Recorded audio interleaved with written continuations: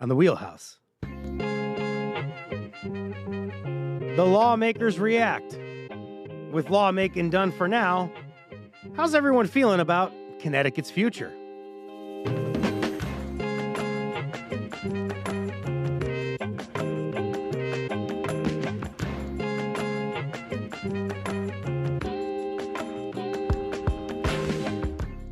For Connecticut Public, I'm Frankie Graziano. This is The Wheelhouse. It's the show that connects politics to the people. We got your weekly dose of politics in Connecticut and beyond right here. Last week on The Wheelhouse, we talked to you on the last day of the 2025 legislative session in Connecticut. We told you about a $55.8 billion budget deal, priorities laid out in it, including increased dollars for early childhood care. This week, we're going to hear from lawmakers on where the state stands going into summer 25. And let's welcome some of the lead dogs at the state capitol into Ollie the Octopus's lair here on Asylum Avenue in Hartford, a few blocks away. Joining me first, Jason Rojas, a Democrat, is the majority leader of the Connecticut House of Representatives. Good morning, Rep. Rojas. Good morning. Thanks for coming in. Good. Thanks for having me on. Appreciate having you. Folks, if you want to ask us a question, you want to get on really quick, give us a call, 888-720-9677, 888-720-9677. I'd like to ask you the first question here. Leaders from your chamber and the state Senate ultimately agreed on a $55.8 budget deal with the governor. Right. Some top line items we've heard about. Obviously, you found some money for Medicaid. Right. Earlier in the year. You sort of tried to fix the underfunded Medicaid issue. Right. And we also talked about a path to save some families money on child care. Can you take us into the negotiating room? Help us understand what some non-starters were for you, or at least something that you and Matt Ritter, the Speaker of the House, really wanted to get done. Yeah, really, it was really a question of how we're going to fund it. Understanding that we have these fiscal guardrails in place, which have really set some strict parameters about how we budget, how much revenue we allow ourselves to use. And the governor has been very strong and consistent in terms of his perspective on maintaining those guardrails. Certainly our Republican colleagues too, and quite frankly, Democrats have too, right? We have all abided by the fiscal guardrails that were adopted on a bipartisan basis in 2017. What we've seen over the last 5 years is exponential growth in certain types of revenues, of the volatile revenue. That was actually what caused us to actually put these fiscal guardrails in place. We realized that there are years, because of our proximity to Wall Street, we get a lot of extra money in 1 year. When Wall Street's not doing well, we lose that money, and we were budgeting in that way. So we ended up with deficits. And what we were trying to do is avoid those types of things. So we limited ourselves in terms of what revenue we could use. We decided to use some of that excess revenue to make a significant investment in early childhood. What we're doing is creating an endowment and putting up to $300 million in that endowment. We expect it to grow every year. And what we're going to do is use those proceeds to really invest in our child care providers, invest in families, and ensure that children have a safe and high quality early childhood experience, because we know that is the beginning of their educational career. And if we want to see a good outcome at 18 and 19 and 21 years old, we really have to invest in kids when they're 2, 3, 4, and 5. The fiscal guardrails, we're talking about the future. We're talking about long-term debt obligations. Right. And it's really worked for Connecticut in the regard that you all have a much better credit rating. Yeah. In recent years. The credit rating has been upgraded. And many people are happy with the finances and getting in all those surplus dollars. Right. So there's been arguments the last few years between lawmakers and the government and the governor over how to break through the fiscal guardrails. So how'd you make that breakthrough? What do you think was the tipping point? Yeah, I mean, I think it's a recognition as much as people really want to see Connecticut be financially stable. We all want that too. There's also, we hear from our constituents that they'd like to see us make investments, and they keep hearing about these significant surpluses, $1 billion, $2 billion. Right now we have a $4 billion rainy day fund. Even after the budget we just adopted, we're going to see a $1.9 billion surplus that's going to go towards paying down those long-term debts. But there's also other long-term debts that we have, right? And it's an obligation that we have to families, an obligation that we have to children. And when you talk about those two things, you're really talking about the future of the state of Connecticut. So we need to be more balanced in terms of making investments to pay down those long-term liabilities that we did accrue over a period of 100 years. But for the next 100 years, we also have to make a significant investment in families and kids. Other costs that are hurting Connecticut residents, and you hear this a lot, housing and energy costs. Right. I'm going to kind of focus in first on affordable housing initiatives. Right. you're getting criticized for overstepping local control. That's the complaint that people are lobbying against you. Sure. So how would you respond to that? Yeah, I understand it. Right, housing policy and decisions around local control. It's Connecticut, right? Those are things we really value. I value them too. But I would question people and say, to what end, right? Because we do have some of the most expensive housing in Connecticut. We have one of the most constrained marketplaces. You can't find a house to buy. You can't find an apartment to rent. And we know from an economics perspective, when you have less of something and there's more demand for it, the cost of it is going to go up. So what I'm trying to do is strike a balance between the state's obligation and the state's responsibility to set the parameters around zoning, which is our authority. We have that authority now in 8-2. I don't want to get too technical, but that is the area of statute that actually allows towns and cities to do planning and zoning. But obviously these decisions should be made at the local, primarily be made at the local level. So what we're doing is setting the parameters for how zoning should look, but we're relying on our partners in towns and cities to make those decisions. And yes, we're making some changes around that. Yes, that's a difficult thing for people to want to accept. But the status quo right now is local control, and the status quo right now is really expensive housing. And you're talking about a status quo. You want to talk about a breakthrough as well. This is something you've struggled mightily in recent years of trying to. Yeah. I've seen you at the end of the sessions have to bemoan not being able to get housing legislation. I didn't use painfully incremental this year. I used it for the last 4 years when they asked me, and this year I did not use it. So one side might complain that you're overstepping local control. Another side might say that you all aren't doing enough. That's right. And how can you tell us this might bring about meaningful change for the people that are thinking that you're not doing enough? Absolutely, right. And I appreciate that. I think people want us to be far more aggressive, right? There were people who were suggesting there should be rent caps. There was the Just Cause eviction bill that didn't pass again this year. There were a lot of people who felt that that was really important for them. And what we're trying to do, like we always have to do, is kind of find a middle ground, right? And obviously the housing bill that we have out there, I think, is more aggressive than we've had in past years, really going to result in structural change in terms of decision making and how we think about certain things that we take for granted, like parking, like utilization of commercial spaces. And we know that the commercial marketplace is sort of collapsing and those properties are dropping in value. And you know what happens when that happens? You're going to pay more on your residential property taxes, right? So how do we put that land back into best productive use, and how do we address the housing shortage? Well, you allow commercial zones to be used for housing, for small scale housing, not massive apartment buildings, right? But up to 9 units of housing on a piece of property. That's a better use of that property that's going to generate tax So go revenue. there again, because I'm asking you to quantify this so that in an effort not to kind of mess around with you here, but we want to hold you accountable in the future on this. So help us understand how many units this could bring about. Do you have that understanding yet? No. Or what a goal or aim might be? No, I mean, we had a needs assessment that was done that arrived at this 100,000 unit number, right? That 100,000 unit number, believe it or not, is just for individuals who are making 0 to 30% of area median income or 0 to 50%, folks at the lowest end of the income spectrum for whom the private housing marketplace is not going to develop housing for them. What do we do for those people? So that was the goal and number that was set out there that we're asking towns to plan for. We're not requiring them to build anything. Towns can't control all of those things, right? But they should set the environment for housing to be developed. And they already have to do affordable housing plans. We're asking them to use the data that was produced out of this assessment to inform their thinking about how they produce housing and how we produce housing across the state of Connecticut and how we produce affordable housing in towns and cities across the state of Connecticut. Because right now, it's really hyper-concentrated in your large urban areas, and that has the effect of concentrating poverty. And it has all sorts of ramifications, not only for the people who live there, but for everybody else. Because when you concentrate poverty like that, all of us have to pay a whole lot more money to remediate what comes out of concentrated poverty. And if you're talking about incremental change, it might not necessarily be a bad thing in the regard that you've had those surveys out and you've been trying to hold municipalities to them for years. Right. And, or at least in the recent years, sorry, that was kind of like what you did get through in the last few years. Yeah. And now you're starting to see reap the fruits of that, it sounds like. Yeah. In terms of trying to turn some of that into legislation as you've tried to do this year. I want to go to energy really quickly. Yeah. This bipartisan push that ended up in the House, but I believe it started in the Senate, and there's a bunch of state reps on it as well. Yep. Tell us about this effort to, I guess, try to make those energy bills go down a bit. Yeah, one of the hardest, I mean, maybe harder than housing is energy policy, right? Because again, there are only so many things that we can control. Unless Connecticut is going to get back into the business of actually producing more energy, more power plants, right? every time I'm in a public setting, I ask the room, would anybody like a power plant in their community raise your hand? Nobody raises their hand, right? More natural gas supplies, right? We have the environmental community that doesn't want to see that because they want to just move to more clean energy. So we have to import all of the primary resource to generate energy.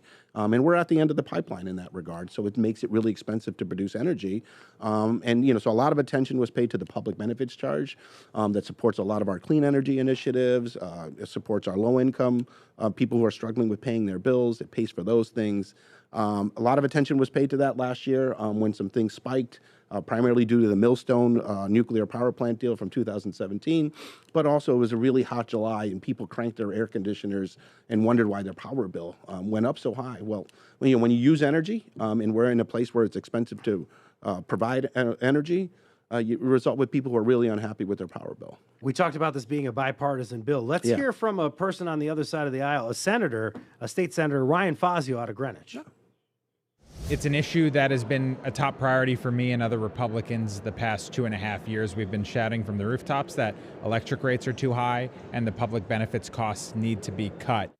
Essentially, what you all are doing here is trying to, I think it's finding state bonding money and trying to help people pay for the public benefits charge. Right. So at the end of the day, the taxpayer is going to end up paying the bill. You either pay it through your electric bill or you're going to pay it through a tax bill.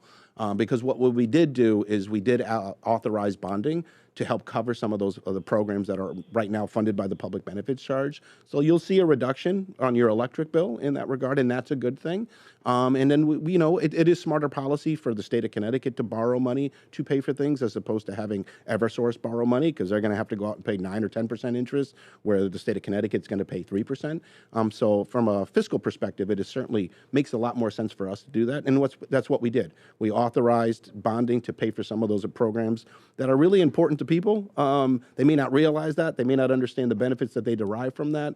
But as policymakers, we have a responsibility to respond to concerns about higher energy costs, but we also have a responsibility to maintain a lot of programs that a lot of people rely on, even if they don't realize they really benefit from it. We only have about a few minutes left with Jason Rojas here, who is a leader in the State House. 888-720-9677, 888-720-9677. If you'd like to join us on the Wheelhouse this morning, I want to talk to you about what you didn't get done, or at least, I guess there's two things. Maybe there's something that you're going to bring back next year in the next session, or something that you'll have to do either later in the summer or early in the fall.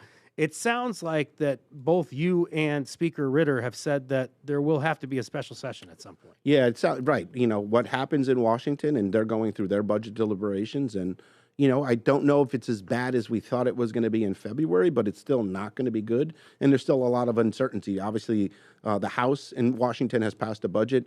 The Senate is responding pretty coolly to that, given how much it's going to drive up deficits, given that it's going to make reductions to Medicaid, which is really going to impact people and people. Everyone who's listening to your show probably knows somebody who's on Medicaid.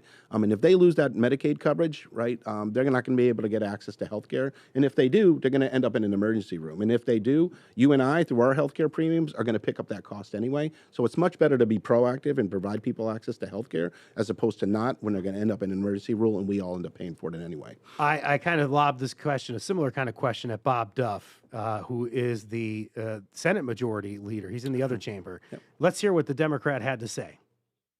Connecticut's making great investments right now in education, healthcare, really in so many different areas. We are doing the exact opposite of what is happening right now in Washington, D.C. We have a balanced budget. They're racking up debt. So I think our budget is a responsible budget compared to what's happening in Washington, D.C., which is an absolute train wreck. We talked about Washington, D.C. and having to sort of read and react. I'm always thinking about the football analogies. And we also talked about, you had said earlier that things may not have been as bad as you thought they might have been earlier in the year. But the point is, you've had to come up with a lot of Medicaid dollars that you probably didn't plan for. You have the shortfall, but then there's the ultimate reduction that's coming.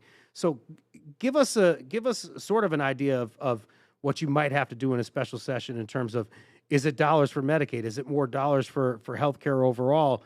what might be a push that you try to? Yeah, I mean, we know that built into this budget that we adopted, that there's going to be a surplus, right? And we know that we have a healthy rainy day fund for situations just like this, right? Whether either there's an economic downturn and revenues have dropped significantly, we now have a rainy day fund to help backfill that.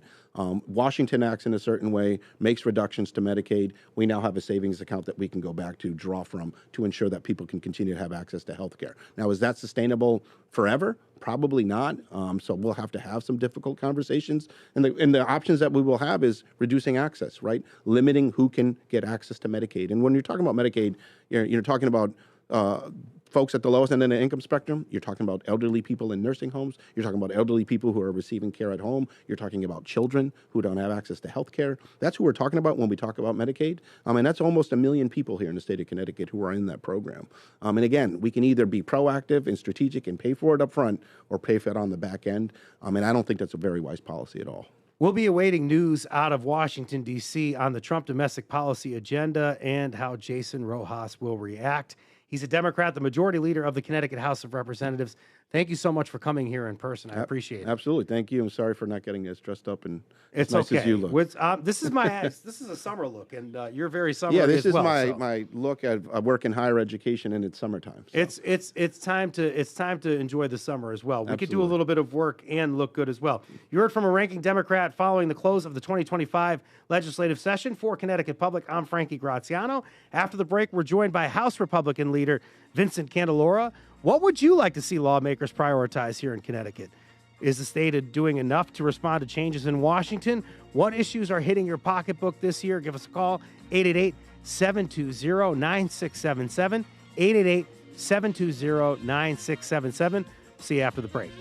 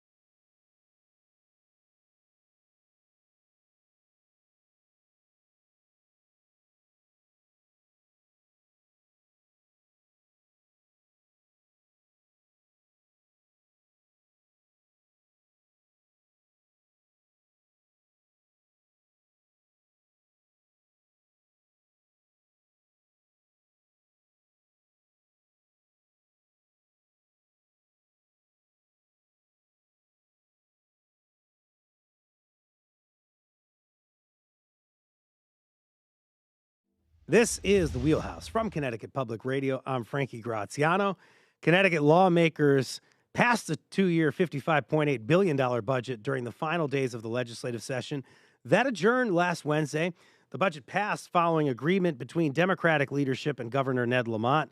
But many state Republican lawmakers say the budget upends the state's spending cap and will lead to future tax increases. Vincent Candelora is the leading Republican in the Connecticut House of Representatives.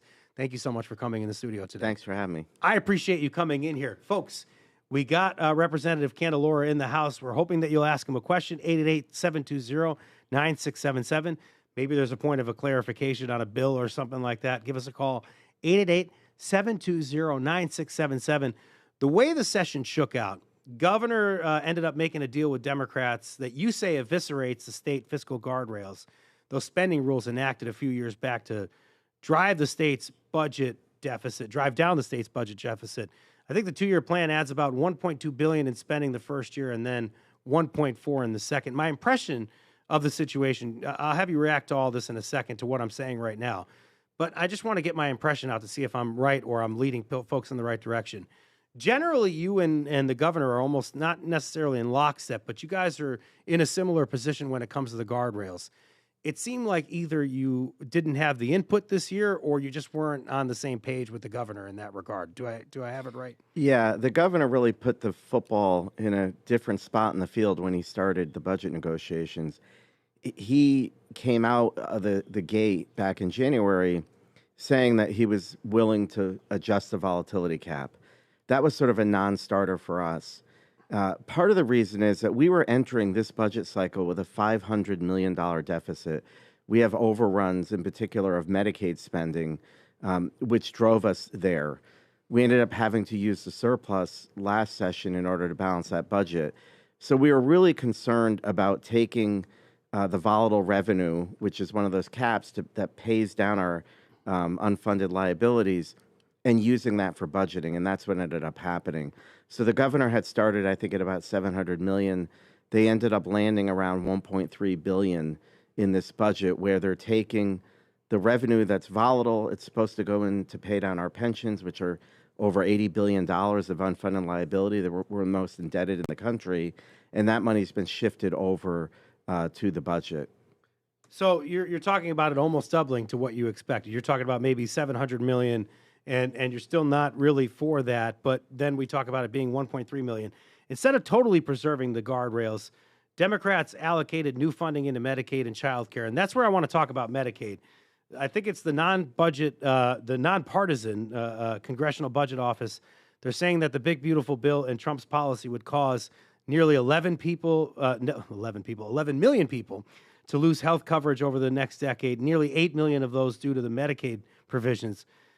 It could be a little more dire here because of our population. The bill seeks to punish states like Connecticut that use Medicaid funds to cover undocumented immigrants. We've talked about this in the past, but I want to rehash this conversation here because you would reduce the federal reimbursements in that case. Not you, but the federal government would do that. So how would you address Medicaid knowing what could be coming down the pike with the big, beautiful bill? Yeah. We actually, House Republicans put forth a budget to address those issues. We no longer funded a Medicaid program for undocumented immigrants, which is costing the state over $125 million in the biennium. What we did is we shifted the money to federally qualified health centers and to dish payments for the hospitals, because these individuals are going to get health care regardless but it's how you fund it. So the way the Democrats have chosen to fund it is actually going to put our Medicaid funding in jeopardy to the tune of $700 million. It was unnecessary. They could have provided those services and just done it in a better way. But I feel as if Connecticut Democrats are sort of looking to make a political statement as opposed to just complying with what the feds are looking for. You know, our Medicaid is really overrun right now. The able-bodied provisions that are talked about, we are spending, I think it's over $350 million in the state of Connecticut. Able-bodied people who are working, earning up to $95,000 a year are getting access to Medicaid, and the feds are paying 90% of it. That type of program is probably going to go away because it's just too rich. That area we should have taken a look at, but it was just sort of ignored. And then you have the hospital tax, which was over budgeted in the budget, and that's another area that the feds are saying you can't keep taxing healthcare and taking that money. The budget relies on that, about $375 million, which the hospitals are against. You've always said that you're certainly not against anybody actually getting care, and that's what you're trying to talk about with trying to funnel money into FQHCCs. I'm probably saying it wrong. The federally qualified health care centers and hospitals. Is that going to be enough to actually care for people, though?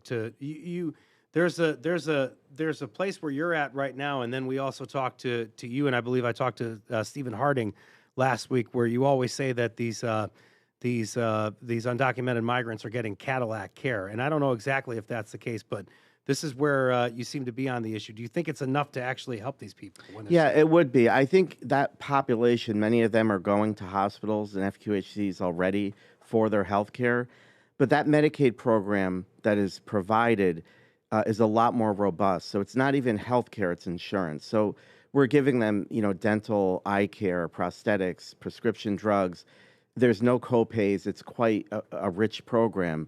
There's a way to kind of scale it back, but most importantly, deliver it in a manner that complies with federal law so we don't potentially lose $700 million in funding. And to me, that's the smarter way to go. We have a caller on the wheelhouse today. Here's Stephen from Bridgeport. I understand that you want to talk about the costs of living in Fairfield County. Go ahead. Let's see what you got, Stephen. Stephen, you there? Do we have you this morning on the wheelhouse? Hello. I can't. Yeah, there you are, Stephen. How you doing? I'm here, buddy. All right. What do you got, Stephen? So I got basically just two statements. Per your last, I'd like to see change in Connecticut. Number two, I'd like to see the state pay more attention to the quality of life issues within our own state. Number two, when it comes to federal money, I'm curious as to why county, being probably the fourth or fifth richest state in the nation, why we're always going after federal money. What's this? Where's all the tax dollars we're giving already? Why do we have to rely so much on the feds? Just really quickly, before I lose Please. you here, Stephen, I just want to ask you a quick question so that I can frame this Please. the right way for Representative Candelora here.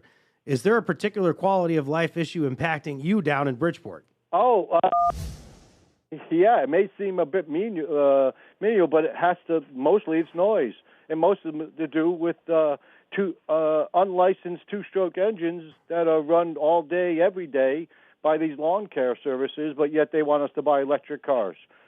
One two-stroke lawnmower is just as bad as a dozen cars, but yet nothing is done about this when it comes to the noise level or any of the emissions level when it comes to these crappy two-stroke engines. And overall, you're talking about the quality of life in Fairfield County. Good to hear from you this morning here, Stephen. Thank you so much for calling us. Bye. There you go. Yeah. There's Stephen who's having an interesting morning there down in Bridgeport. But he does want to know, first of all, how he can solve maybe that local noise issue. But in general, I guess we're worried about quality of life issues. Yeah, I mean, in Connecticut, we have a unique system of home rule. So the towns really govern those noise issues. We see it in Greenwich right now, where they've banned the leaf blowers during certain hours, and I think those are the things that should be taken up locally. Globally, I think the quality of life issue in Connecticut, when you look at our tax structure, we have a heavy reliance on the property tax, and I think the way we fund education really leads to housing becoming unaffordable. I spoke to this on the House floor. I never imagined that in order for me to live in my own home, I have to pay over $1,000 a month in property taxes. And when you talk to people, that largely exceeds a lot of the mortgages that they're paying. And that's something that Connecticut has to address. The state really doesn't fund education the way it should. We don't have county government. We don't have county taxes. So it really should be the state income tax that's filling in that gap. The budget did make some inroads in increasing education spending, and I think this is where the governor and us kind of depart, and we align a lot more with the Democrats, is we've got to focus on funding education at the local level more. I want to talk about child care, too, before we leave here today. Your colleague, Stephen Harding, said that he's worried about using the surplus money to set up the new endowment for early childhood education. I heard you say it last week, too, as well. I think I read it in the Mirror, and then I kind of threw that at Beth By when she came on the show. So just help me understand why, especially if we want state money for education, why we can't use the fiscal guardrails to help out with early ed here. Yeah, so I think it was kind of not a smart move the way we funded it. The governor and the Democrats funded it out of surplus. By removing that money out of surplus and not allowing it to pay it on our pensions, it actually took $25 million of ADEC savings a year out of the budget. Had we just put that money into the budget, we would have annualized savings of $25 million. We could have taken that $25 million and earmarked it for early childhood going forward. Instead, we took that savings and put it into an endowment that's just going to be spent down, and that money might be exhausted within 5 years. If you pay your debt down, you take the savings, now you have early childhood funded for as long as you want to prioritize it. And so that was sort of what we wanted to see. Our caucus agreed with a lot of the initiatives. I think that bill overall is hitting a lot of the issues that need to be addressed for early childhood education and getting people to be able to work and have children at the same time. It was just the way it was funded, I think, was all wrong. This is 25 million, though. It sounds to me like a drop in the bucket. Maybe over years it's not as bad, but I say that because when we look at ECS funding and how much money you guys have for that for education overall, I know there's more kids, but we're talking about billions of dollars. So I don't know if $25 million. I know the hard part is you have to stomach losing $25 million. But is that going to be enough at the end of the day to help on early childhood? Yeah, it's only a small piece. We don't think it was enough, but that's what the governor's proposal called for. It was about 10% of a $200 million fund. So he was looking to fund it about $20 million a year. So we think $25 million certainly would have filled that need. But it really comes down to sort of subsidies. The private market and individuals still have to pay in what they could afford. But it is long term, we need to do a lot more investment for early childhood. We only got a few minutes left. If you want to give a call out to Rep. Candelora here, give us a call, 888-720-9677. Be like Steven here from Bridgeport and give us a call, 888-720-9677. If you're a little shy, you can also email us or you can say something out on social media. I want to get your thoughts on the special session because obviously it's never written in stone that there's going to be one, but you could be working late in the summer or early in the fall. What do you might think that you might be working on, and what might your position be if you're coming there? Look at me asking you a loaded question like Yeah, no, it's an easy one. I think we know we have to go back in to adjust the hospital tax. That number of $375 million of new taxes that were put on hospitals isn't correct. The number that they were looking for was somewhere around $285 million. It's also going to require new legislation because the governor has to negotiate a new contract. So we will definitely be in to address the hospital tax issue and then make some other fixes. There was a 5-cent tax that's put on everybody's cell phones. It's a new tax that the cell phone companies have said it's not workable the way it's structured. We can't implement it. So I imagine we're going to have to go back and try to address that as well. And then the big housing bill, it's a big question of whether the governor is going to veto it. If he does veto it, I'm sure we'll be back in to try to put forth the policies that everybody can agree on. I thank you so much for coming in the studio this morning. It was so nice to talk to you. State Representative Vincent Candelora, we don't know if you're going to have a summer off. I know you have your own private business to attend to, but we'll see what happens, and hopefully we'll follow up with you down the road. I appreciate you coming in. Thanks. Anytime. That is the minority leader in the state House of Representatives, Vincent Candelora. Thank you so much for coming to the studio today. Folks, we just want you to know that coming up next, reaction to the reaction, we'll have our state government reporter, Michaela Savitt, and CT Insider reporter, Alex Punderman, to analyze the finer points of this year's legislative session. You could join the conversation, 888-720-9677, 888-720-9677.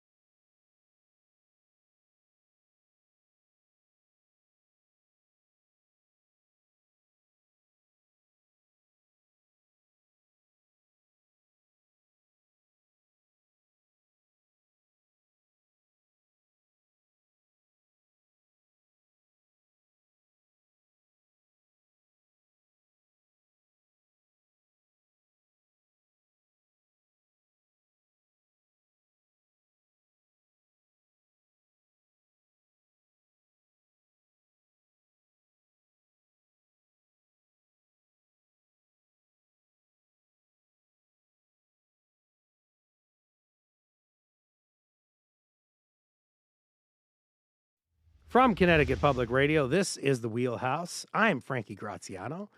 A week ago, Connecticut closed the book on its 2025 legislative session.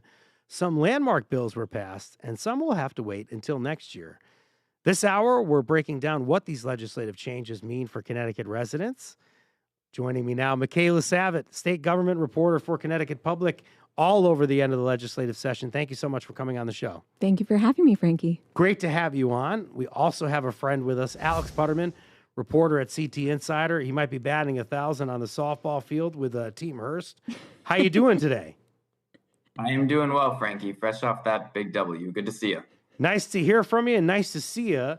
If folks have questions for our reporters, any reaction to what we just heard from lawmakers, give us a call, 888-720-9677, 888-720-9677. Alex, stick with me here. Do you have any response to what we just heard from Representative Rojas and Representative Candelora? Yeah, I don't think there were any huge surprises. I think Democrats viewed this as a successful session. They were happy with the budget that they passed. They were glad that they were able to fund a lot of their priorities, whether it be higher education or Medicaid, special education, childcare.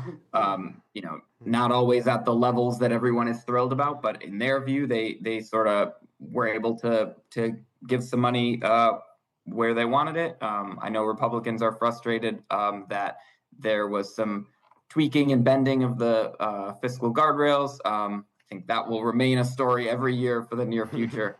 No huge surprises, I didn't think, from what we heard in the first two segments. For both of you here, we talked a lot about Medicaid, and it seems like there's a discrepancy over what the actual problem is and how much funding that will be necessary.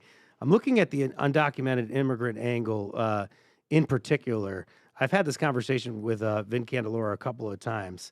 They seem to think that if they could, it sounded a little like I got more of a plan here today with the federally qualified centers there and also hospitals maybe getting more money to help if we do lose funding.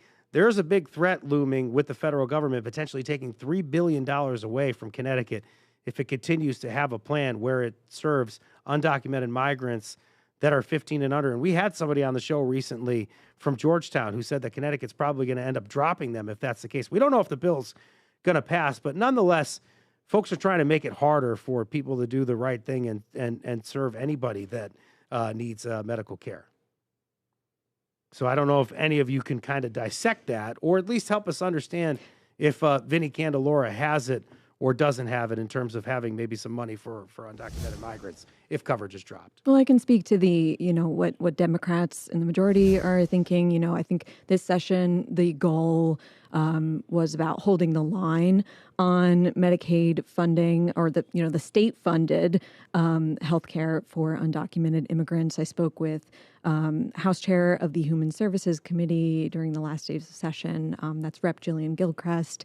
And I think, our discussion was around, is there, what about the calls for expanding Husky for immigrants? And she was, pretty confident that, the fight is going to be challenging to expand what we have right now, given what's happening on the federal level. But I know that, her and, many other Democrats are going to be looking to continue that state investment in healthcare because, what the numbers show us is if you provide that healthcare coverage to people, it prevents bigger costs down the line from major, health things coming up in hospitals and at the doctor's office, et cetera. That's a great point, Michaela. Essentially, the summation here is that Republicans think it's too rich to provide health care to undocumented migrants. They talk about a Cadillac plan.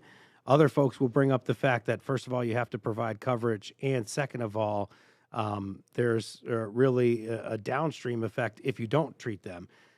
When Michaela does come on the show, we like to talk about the environment, so I want to dig into some bills that passed, particularly bills addressing the climate crisis. I understand two big bills made it across the finish line. What do those bills do? So, apologies there. I was just my alarm was telling me to God wake calling. I think that's God calling and saying, "Hey, I had my alarm go. I've got a new phone. I've got my alarm going for like an hour now. I got to turn it up. The alarm was too low. Well, the alarm so I was got to tell saying, iPhone like chill. Like you got to turn it up. It was saying it's time to talk about climate change. It's time Yes. to talk about climate change. When is it not time to talk about climate change? Go. Well, in my perspective, it's always the time to talk about our environment and climate. Sometimes I think this issue gets pushed around, to the side because, other things are happening. But in our like world, a future thing. People look at it as a future thing. yeah. And so, I do want to talk about the two of this pair of bills that passed, and they both made it across the finish line, which advocates were very excited about. First was the mitigation bill, which I know I've talked about before, and this got passage on the last day of session. That focuses on, bringing down our human-driven greenhouse gas emissions. So it updates the Global Warming Solutions Act. So it says, hey, the state needs to reach net zero emissions by 2050. A lot of other parts of the bill, it's a big bill, as many of them are based around reports or plans or studies. Another part is, the PURA has to report on a solar canopy strategy. Other parts call on our Department of Environment, Energy and Environmental Protection to develop plans for heat pump systems, evaluate how to involve nature-based solutions in mitigating our emissions, and renters' use of energy efficiency and clean energy programs. Now, looking to the other bill, which is more about how can we prepare our state to handle future impacts of climate change. Again, incremental kind of thing. Yes, exactly. Resiliency. And this one had a lot more bipartisan support, I think, because it focuses more on the side of, it brings into it brings the economy into play. It brings like the real life impacts into play, as opposed to some of those more big costs and investments, which we'll talk about a little bit later, I imagine. So included in that is like, hey, we're going to create resiliency districts. This will help towns finance mitigation projects. It requires updates to the state's hazard mitigation plans, updates the state's water plan. And it also requires information about flood risks to residents. And it requires sea level rise when it comes to new building. And, so these two bills really came in tandem with one another.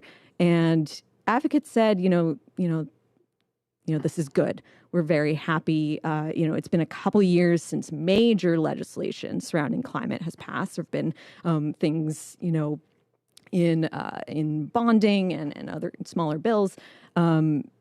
So these were compromises that were made. And as one advocate said, I think there would have been like an uprising if no major climate policy had passed this year. So I'm not wearing a hat, so I can't come to you with my hat in my hand, but I guess I come to you with my heart in my hand here to ask you, because I'm not necessarily understanding it as well in terms of the nuance. So does this represent real money or real investment? Is this a situation where I guess is it a political will issue? Is there political will to get this done? Or is this more of kicking the can down the road? And I guess finally, how much of it is some kind of effort to address climate change, but not being able to do so on a bigger scale like we couldn't with the California emission standards and trying to do that in Connecticut by 2035? So I guess I'm trying to say in some drawn out way, because I'm trying to understand it, is there real political will behind climate change efforts? You talked about pushing it sort of to the side. Is this a real kind of change in these two bills, or climate activists worried about it? Well, I think there is definitely political will, and I think climate can become a very political issue as well, and it can become a very partisan issue. So a lot of compromise has to be made on that front, and that was something that was very apparent this year, that they were working in a lot of ways. Both sides were working really well together, and I think that when you talk about the political will, I mean, are you saying like No, you answered it the right way I Okay. wanted to understand. I'm just trying to figure it out from my perspective. I wanted to see if this was kind of a good thing or a bad thing. Not necessarily a bad thing, but when you're talking about climate change, you're talking about having some kind of meaningful change instead of kicking the can down the road.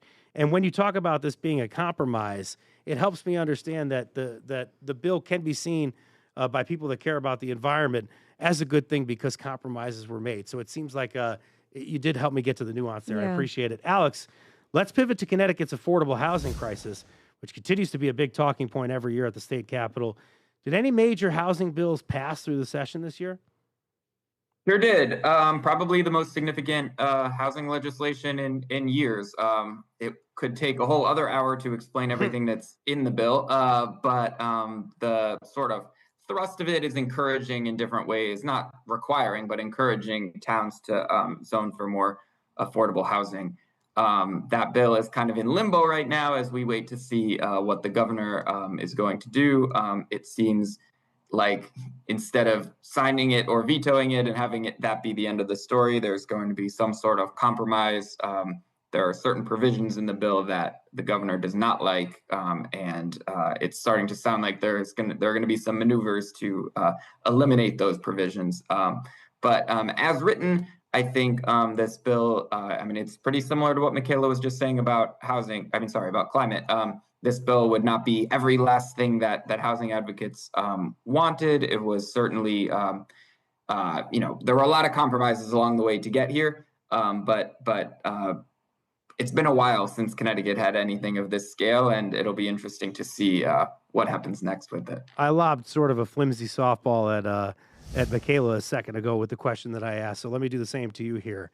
Help me understand, in terms of this legislation, is this going to look more like Work, Live, Ride after they're done with it? I guess so. Are we going back to more transit-oriented development versus making some more meaningful change on, I guess, affordable housing? Or do we know anything yet before the session? That's a good question. Work, Live, Ride, which is the transit-oriented development concept, is in the bill. There are sort of a bunch of different provisions. There's also a provision that the governor introduced that would basically tell towns you can designate these specific development zones and be a little bit more permissive about what gets constructed in those zones. And in exchange, we'll kind of go easy on you when it comes to some of the other regulations. That was kind of a controversial proposal because it was both encouraging towns to build more housing, but also easing up on the regulation around affordable housing in other ways. This sort of central component that people have maybe heard about where towns are given an allotment. There was a study that calculated, it sort of divided up the housing need across every town in Connecticut. Lawmakers then divided that by 4 to make it a little bit easier and then gave each town an allotment. That is the part that the governor does not like and that a lot of Republicans also don't like, and some Democrats. In Fairfield County in particular, this has been very controversial. It's not that towns would have to build or necessarily even zone for those units, but if they did so, they would be prioritized for some state funding. Work, Live, Ride, transit-oriented development, Michaela, does have something to do with climate change initiatives. Can you help us understand that? Yeah. Like Alex was talking about, it would encourage municipalities to build more housing near public transit, like buses, trains, and I think the bottom line is to encourage less of a reliance on cars, which in turn contribute many of them, contribute to our greenhouse gas emissions, which is making our climate warm up even faster, and transportation is the biggest contributor in Connecticut to greenhouse gas emissions. And I think the zoning changes are also intended to help, talking about using our land in better ways, like converting industrial or commercial buildings into housing rather than building new everywhere. And there was also, in talking about planning and development, there was also a new plan of conservation and development that was passed this session, and climate was baked into that in a major way as well. So a lot of climate-oriented thinking in legislation. I got to ask you guys about something that might also have some climate initiative kind of things in there as well, or at least it involves the the environment and conservation efforts. I just got to ask Alex quickly: are you hearing anything about the hospital tax coming up in the special session? Is this something Republicans will push, but Democrats don't really want to talk about? Is there an issue with this hospital tax? What do you think? Are you hearing anything about it? Yeah, that is not my area of expertise, Yes. but I think we're still kind of waiting. Maybe Michaela has a better answer. I know we're still kind of waiting to see what's going to happen with the special session. And I haven't heard as much on it. I just wanted to see if you did. So we're on the same page there. Hey, let's go here quickly. I think Alex could start us off here because I wanted to ask you about black bear season, growing cries for bear hunts recently. There's a connection with Deep. Michaela, I can have you explore. But do you think we'll hear anything about bears in the special session? Do you think this is something that can come up next year? It's definitely going to keep coming up as long as people keep having bears in their backyards and sometimes in their houses. It's going to continue coming up. The idea of a bear hunt is very polarizing, strong opinions all around on that. It looked on the last day of the session like there might be at least a study to look into different remedies. People talk about, bear awareness and trash cans that are harder for bears to get into, which would maybe be something to try before we start shooting the bears, depending who you ask. There's definitely going to continue to be ideas bounced around on that. Alex Putterman's bear aware. I want to know if Michaela Savitt is. So we have the deep connection with Katie Dykes. It sounds like she's at least endorsed the idea of a limited hunting season like Massachusetts and New York.